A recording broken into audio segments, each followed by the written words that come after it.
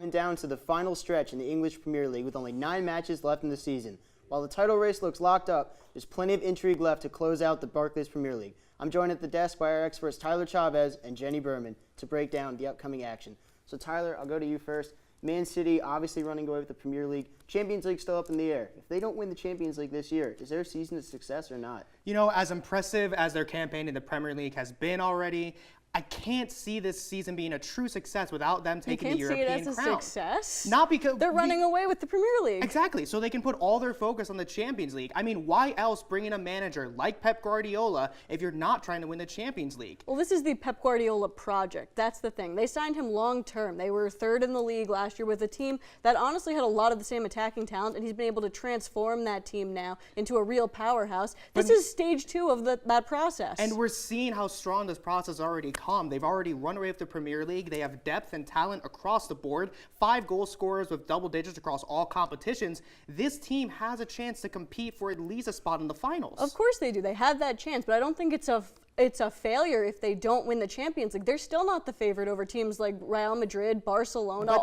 But take a look at the other competitions in England right now. Is the FA Cup and the EFL Cup really worth that much to a team like Man City when they're already running away with the Premier League? Well, they're out of the FA Cup. There was no guarantee there, and I still don't think that's a failure. So more focus they can put on the Champions League. Right, but that doesn't make it a failure if they don't have that title. They're still in that process of building into becoming a European powerhouse. They're in transition. They have to take that step right now, and I think right now, especially with PSG just being knocked out, with Real Madrid's form being somewhat questionable, they have a much better path, I think, to winning the European crown this season, and I don't think this season will be remembered as successful for someone like Pep if they can't take that European crown. You don't think it would be successful? They're still one of the runaway teams. Well, going off of success, let's transition this. We're going to the bottom of the league. It's a really tight race in the relegation zone. Jenny, who outside of the relegation zone right now do you think is in the biggest danger of being dropped from the league this year? I've got to say the Hammers, West Ham. They've got one of the toughest run-ins at this end of the Premier League. There's 9 matches left. They've got 6 of them against some of the toughest competition. Manchester United, Chelsea, Arsenal, even with their struggles, still a tough team to play.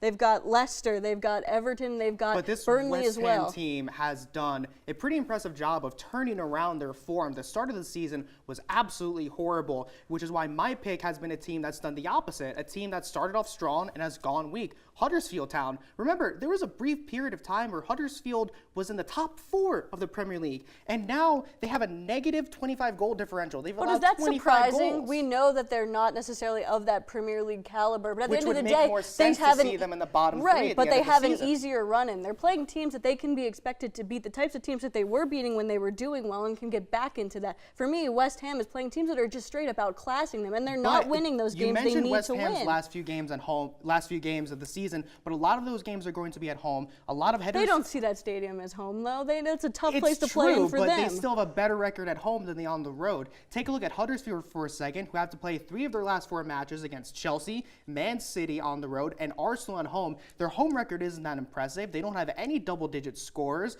And their goal differential is just atrocious. If it comes down to goal differential at the end, West Ham takes the advantage because Huddersfield can't score and they can't defend. But neither can West Ham, really. They've been having trouble scoring. They've been having trouble defending. They lost to Swansea 4-1. I mean, this is not a good team either. We're talking about 2 terrible teams, honestly. Absolute But trash I think teams. that when we're talking about form and everything in West Ham not being able to win the games they need to win, that's how I see a relegation team. If we're talking... I was just going to say, at least the thing I can trust in West Ham to do is get out a couple of draws, and I don't think Huddersfield Town can do that.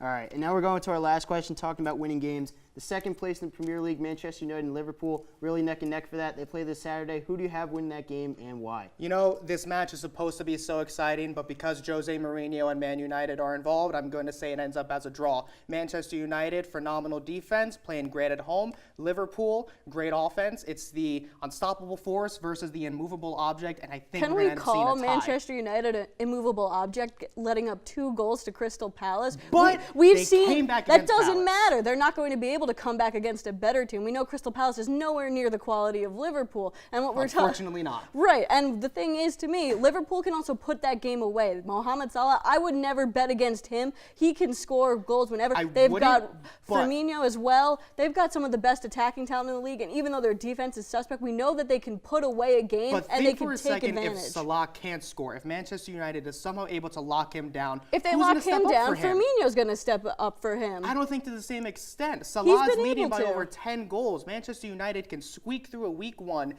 Do you think that they'd be able to do that, though, and still not expect Liverpool to come back? They've been able to come back when their back is against the wall almost every single time. They took down Manchester City. This is what Mourinho does best. He gets a lead, he gets his one goal, and then he parks the bus. He stops, and he just lets all his 9 players try their best to defend, and I think we'll see that if they jump out to an early lead. I think the problem is that he's going to try and play for that 0-0 draw, not going to score, and then that's when you end up with Liverpool taking that advantage. That's true, Big game this Saturday. It's really going to be big to see who gets that win.